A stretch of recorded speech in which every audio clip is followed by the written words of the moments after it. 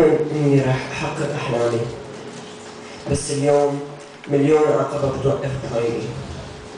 أول شي مفيش ملاعب للكبار ولا حتى للصغار، وإجا الحصار.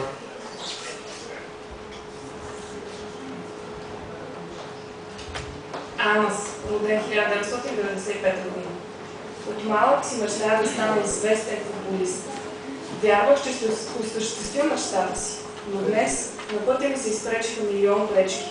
Най-напред няма игрища нито за големите, нито за малките, а блокадата дойде и влоши нещата още повече.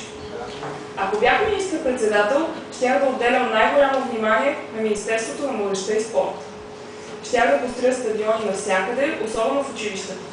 Щях да позволя на учениците да играят на воля, а не пазачът да ги гони. Щях да отменя таксите за клубовете, щях да запазя всички паркове.